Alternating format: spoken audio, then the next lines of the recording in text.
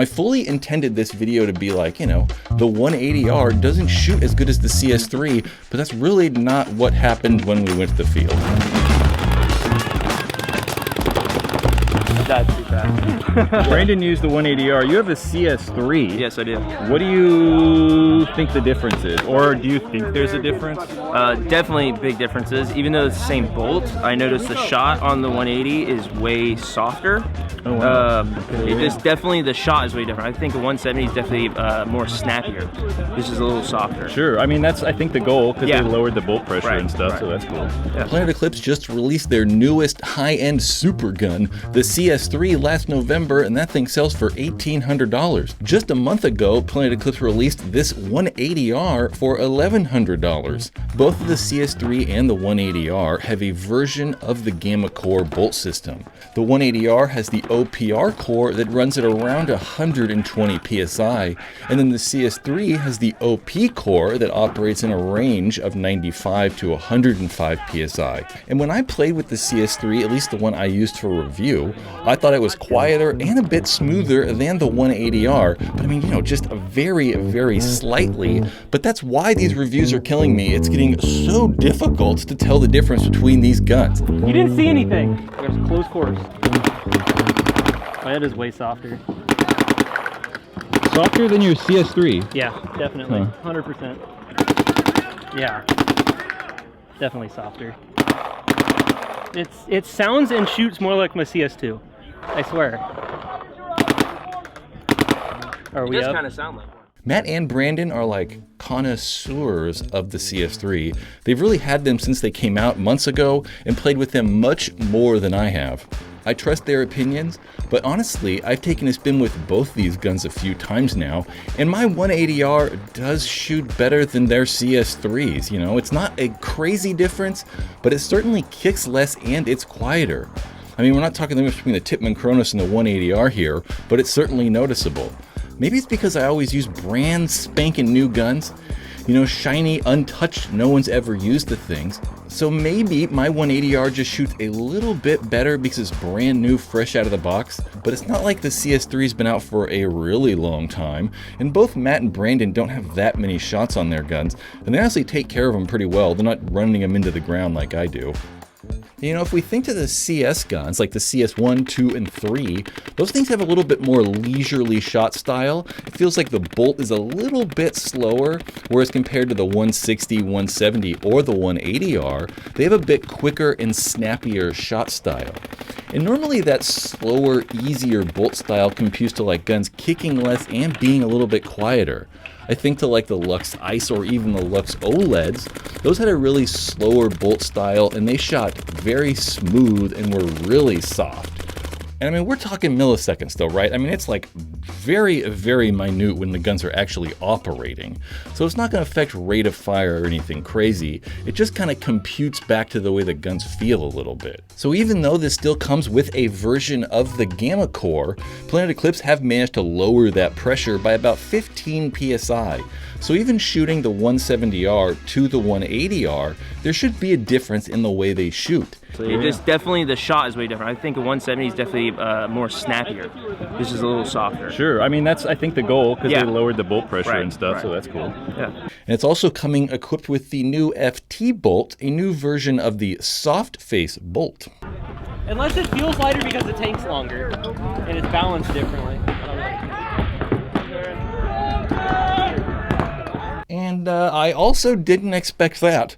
You know, the thing's only 14 grams lighter, the weight of 4.5 paintballs, but I'm with Matt. I think that really is just my setup, and having that 80-45 with the Aerolite 2 regulator on it is just slightly longer than the 77, even though technically it's a bigger tank.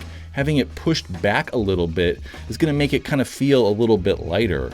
And we should also say that it is 2 grams lighter than its predecessor, that 170R. And being only slightly lighter, that 180R should not be a huge surprise to anyone familiar with the 170R. Although they're identical in size, I really do think the 180R has a more stylish look to it. I really like those angled lines. I prefer the full-size back cap. The 170R had like this slim back cap. I like the full size. But other than the milling, the only real change they've made to the outside of the gun are the new grips. The aluminum trigger frame underneath is the same, but they've just kind of slimmed up the grips a little bit to give it a little bit of a different feel on the back of the frame. It's subtle, but it is there. They're also going to have a mechanical frame, but it's not out yet. You know what you can buy? A 180R from the sponsor of this video, bfpgear.com. Or if you're looking for one of the best deals in paintball, grab an ETHA 3M. It shoots like this 180R, but it's more affordable and it's mechanical. bfpgear.com. I like the CS3 slightly better just because the back grip is slightly slimmer. Yeah, I agree too. Which I kind of like, but it's not terrible. I mean, it's still comfortable. You know, I had a 170 mech, and I love that thing. So yeah, I mean, if you have one of those, it's similar. It's going to be very similar. And I'm with Brandon again. I really like the way the CS3 feels. I kind of like that smaller trigger frame. I really like how they've kind of tapered it toward the top. It really reminds me of my E-Mech or the ETHA 3 trigger frame. I really like it. Whereas the 180R, it's still smaller up at the top, but there is kind of a bigger difference between the 180R and the CS3 taper trigger frame style. The front foregrip is exactly the same as the 170R, and I don't like it. I much prefer the CS3, we'll say ETHA 3, or the LV2 front grips. For me, they're just much better. They're only slightly longer and they just fit my hand better. You know, even though they hold the gun like weird and all crazy on the bottom, I still prefer these longer foregrips. They just feel a little bit better. It's not awful, you know, I can't stand the foregrips on the shockers. Those things are just mini. And I complain about the way these guns feel a lot in my hands, but I really do have kind of like big hands. Most people aren't going to have hands as large as mine, so it's kind of like a personal problem more than anything. That foregrip still holds a 9-volt battery, and you know, someday I really hope they'd switch over to AA's in all of their lower end guns. Or even maybe give us an option, kind of like Field 1 are doing, where you can use a regular battery, or in the foregrip, or I should say in the trigger frame, you can put a rechargeable battery. I really like having those options, and I'd really like to see Planet Eclipse do it sooner than later. The 180R comes equipped with the new S63 barrel. It's an insert barrel and you get a .689 insert, a barrel back, and a tip. They screw together and barrel. It's just as good as any of the other Planet Eclipse's high-end barrels they've really ever released. It's a great barrel. I really like these inserts, mainly because you can buy additional inserts for only $25. Whereas like the 170R, you had to buy whole additional shaft 4 or shaft 5 barrel backs that were $50 or $70 at times. It's just way cheaper to buy these inserts than whole entire barrel backs. So I like the insert S63 barrels. So final thoughts. I really like the 180R, but like I said, it's getting so difficult to tell which one of these guns shoots better, right? Whether it's the E-Mech that's almost $300, I mean, the thing's under $300, or the CS3 that's almost $1,800, I don't know. I mean, they all shoot so well that it's really gotten difficult to even say which one shoots better. That's really great for all of us. You know, if you want a Planet Eclipse gun, you really can't go wrong. They all shoot really well. And they kind of just have increasing features. You know, the E-Mech is bland, it's mechanical, it's glass reinforced nylon, but it shoots amazing. And then you have the 180R, it's electric, all aluminum, has an OLED screen.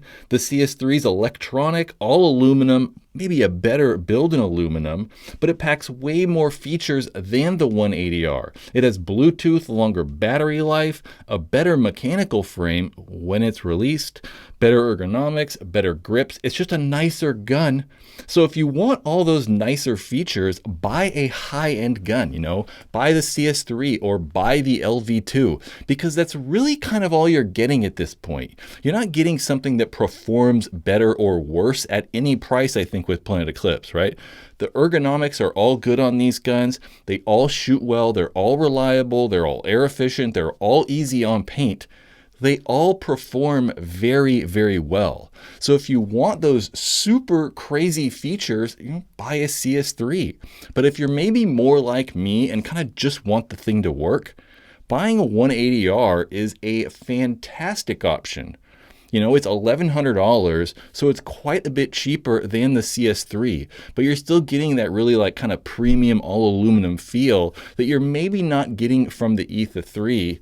And there's going to be a mechanical frame you can pop on the bottom of there. at some point here, the 180R is really good.